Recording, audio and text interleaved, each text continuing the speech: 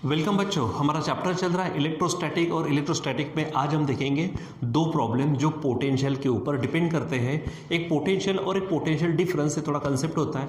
तो सिर्फ पोटेंशियल ये शब्द अगर आता है तो ध्यान रखना कि वो इन्फिनिटी से है, ठीक है, और पोटेंशियल डिफरेंस है तो बिटवीन एनी टू पॉइंट्स है, बस इतना थोड़ा ध्यान में रखना। तो चलो देखते हैं यहाँ पर जो हमको दिख रहे हैं वो क्वेश्चंस हम उसको पढ़ते हैं, उसके बाद में क्या क्या दिया उसको ढूंढते और क्या पूछा है उसके अनुसार हम सॉल्यूशन देते हैं। तो ये मान लीजिए फर्स्ट क्वेश्चन है, ठीक है। देखो क्या कहा, the potential at a point A in the space is given as 4 × 10⁵ volt. तो पोटेंशियल को हम क्या करेंगे, वी से बताएंगे, जो दिया है 4 × 10⁵ वोल्ट, ठीक है। अब आगे क्या कहा है, देखो नंबर 1 उन्होंने इसमें दो क्वेश्चंस डाले हैं। पहला निकालने को कहा है work done in bringing a charge of 3 microcoulomb. आपको क्या दिया है, यहाँ पे चार्ज दिया, तो मैं यहाँ पे चार्ज लिख देता हूँ 3 माइक्रोकूलम, मतलब 3 × 10⁻⁻6 कूलम, ठीक है। तो अब कहाँ से कहा, from infinity to the point a. जब infinity to the point a है तो वहाँ पर जब पोटेंशियल की बात आती है तो direct potential is equal to work done per unit charge, ये फार्मूला लेते हैं हम, ठीक है। और अगर मान लीजिए दो पॉइंट के बीच में है तो फिर क्या कहते हैं कि पॉइंट बी, समझो यहाँ से ए से बी तक लाया समझो, तो पॉइंट बी का ऑब्वियस से ज़्यादा रहेगा, जो चार्ज के नज़दीक रहेगा उसका पोटेंशियल ज़्यादा रहेगा, ठीक है। तो वी बी माइनस वी है, ठीक है, या फिर V2 V1 ऐसे यूज़ कर सकते शब्द, और यहाँ पर हो जाएगा WAB अपॉन Q, ये आप लेते हैं। यानी दो पॉइंट होगा तो ऐसा, और फ्रॉम इन्फिनिटी होगा तो डायरेक्ट, ठीक है। यहाँ पर काम करेंगे हम, पोटेंशियल इज गिवन बाय, क्या बोलेंगे हम, पोटेंशियल इज गिवन बाय, ठीक है। सो V इज इक्वल टू क्या बोलेंगे, W अपॉन Q, यानी work done per unit charge. लेकिन हमें क्या चाहिए है, देखो क्या कहा, वर्क डन चाहिए, सो W इज इक्वल टू क्या हो जाएगा, V × Q। चलो अब वैल्यू रखो, V कितना दिया है 4 × 10⁵ इंटू चार्ज देखो कितना है 3 × 10⁻⁻6। अब इसको सॉल्व करो तो 4 3 बनेगा 12, ठीक है, इंटू ये 10⁻⁵ 10⁻⁻6 मतलब 10⁻⁻1। तो आप इसे लिखेंगे इस तरह से, तो W इज इक्वल टू 1.2 हो जाएगा जूल, ठीक है। सो इतना वर्क डन होगा उस चार्ज को जो दिया है आपको, ठीक है, इस चार्ज को इन्फिनिटी से पॉइंट ए तक लाने के लिए, ठीक है, ये आपको ध्यान में रखना है, ठीक। अब इसी में हमारे पास है सेकंड क्वेश्चन। क्या कहा उन्होंने, देखो, does the answer depend on the path along which the charge is brought. तो देखो जब मान लीजिए कि किसी यानी एक आदि इलेक्ट्रिक फील्ड में, किसी चार्ज के इलेक्ट्रिक फील्ड में अगर मान लीजिए कि इन्फिनिटी से पॉइंट ए तक मान लीजिए कि क्या करना है, कि हमको क्या करना है, वहाँ पर उसको लाना है चार्ज को, दूसरे चार्ज को। तो यहाँ पर कोई फर्क नहीं पड़ता कि आप किधर से ला रहे, कोई फर्क नहीं पड़ता, ठीक है, ये पाथ पर डिपेंड नहीं करता, ठीक है। एंड सिंपली आप इसका आंसर लिखेंगे नो, ठीक है। क्या बोलेंगे, उसने कहा does the answer depend upon, तो no, answer does not depend upon the path along which the charge is brought, वो वहाँ पे लिख दीजिए, ठीक है। नो क्या बोलेंगे, the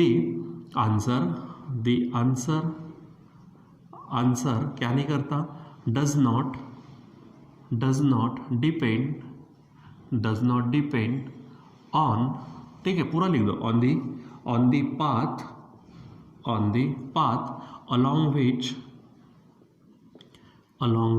the charge is brought,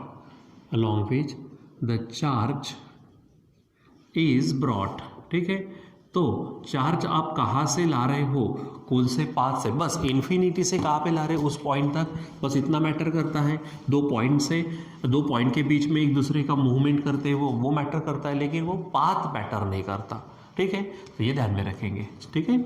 चलो अब हमारे पास एक क्वेश्चन सेकेंड जो हम देखते हैं। क्या कहा उन्होंने, if 120 joule of work is done in carrying a charge of 6 coulomb from a place where the potential is 10 volt to another place. देखो यहाँ पे दो प्लेस कही है, ठीक है। मान लीजिए कि समझो ये प्लेस बी है, ये प्लेस ए है, और ए से बी तक हम क्या करते हैं, चार्ज लाने की कोशिश करते हैं।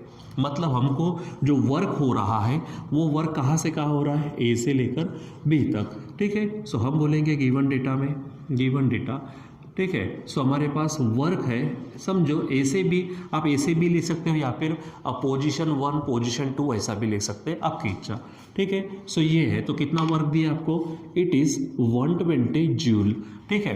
अब आगे क्या, इन कैरिंग यानी in bringing the charge of, तो चार्ज कितना दिया है, यहाँ पे Q है 6 कूलम, ठीक है, फ्रॉम अ प्लेस यानी समझो ए है, where the potential is 10 volt, कहाँ से ला रहे, फ्रॉम अ प्लेस वेयर, ठीक है। तो फ्रॉम यानी कहाँ से ला रहा है, वो ए से, ठीक है। तो वहाँ पे ये पोटेंशियल दिया है, तो पोटेंशियल एट ए दिया है 10 वोल्ट, ठीक है। आप ये लिखेंगे या फिर सिंपली 10 V लिखेंगे तो भी चलेगा। To another place, another place यानी कौन सी होंगी, बी, यानी वहाँ पर पोटेंशियल निकालना है, where the potential is V, find V, ठीक है। तो ये यहाँ पे क्या है, VB है, और ये VB को ही V समझ लेते, ठीक है, दिया है और वो V हमको पूछा है, ठीक है। सो ये ध्यान में रखो। तो जैसे कि मैंने अभी थोड़ी देर पहले इन्फिनिटी से अगर बाहर लाते तो डायरेक्ट फार्मूला होता V is equal to W/Q, लेकिन अभी अगर 2 पॉइंट दिए हैं तो यहाँ पर कहाँ से कहाँ तक लाया, A से B तक, तो आप यहाँ पे लिखेंगे VB माइनस VA और यहाँ पे AB ऐसा शब्द। वर्क लिखते समय A से B तक और इधर पोटेंशियल लिखते समय पहले VB यानी जहाँ पर लाया वो और जहाँ से लाया वो ये, ठीक है। सो यहाँ पर बोलेंगे क्या कि वी हैव क्या, potential at B minus potential at A is equal to, इसलिए तो डिफरेंस बोलते हैं ना, पोटेंशियल डिफरेंस, ठीक है। अब यहाँ पे आगे है W from A to B upon Q, अब इसमें वैल्यू रख दो आप, तो ये VB, तो VB यानी कौन है, सिंपली VA आपको दिया है 10 इज इक्वल टू WAB कितना दिया है 120 और ये Q दिया है आपको 6 कूलम, ठीक है। सॉल्व करते जाओ तो ये कितना मिलेगा आपको, नीचे सॉल्व करते, ठीक है। तो V minus 10 is equal to 6 2 जा और ये 0 यानी V इज इक्वल टू 20, 10 को उधर प्लस करेंगे, ठीक है। सो V इज इक्वल टू क्या हो जाएगा 30 वोल्ट, ठीक है। यानी बच्चों को ध्यान में रखना है कि कब क्या होगा, यानी आप सिर्फ ये फार्मूला कब लेना है आपको, ठीक है, ये फार्मूला कब लेना है और सिर्फ V is equal to W/Q वाला फार्मूला कब लेना है, ये ध्यान में रखो। इन्फिनिटी से वहाँ तक है, क्योंकि इन्फिनिटी से लेना है यानी क्या होता है कि इन्फिनिटी पे पोटेंशियल 0 होता है। Last time we have seen this, ठीक है। हमने कहा था कि अगर मान लीजिए कोई सिस्टम ऑफ चार्जेस है या फिर अगर मान लीजिए कि एक सिंगल चार्ज है तो इन्फिनिटी पे उसका पोटेंशियल 0 होता है, जिसे हम 0 पोटेंशियल कहते हैं, ठीक है। लेकिन अगर 2 पॉइंट के बीच में है तो वहाँ पे नोट करना होता है इस तरह से, ठीक है। सो बच्चों ये यहाँ पर आपको क्या करना है, बराबर सिस्टमेटिक पद्धति से क्या दिया गया है, क्या पूछा गया है और उनके बीच में किस कॉन्सेप्ट से या फिर किस फार्मूले से वो वहाँ पर सॉल्व होगा, वो आपको सोचना है।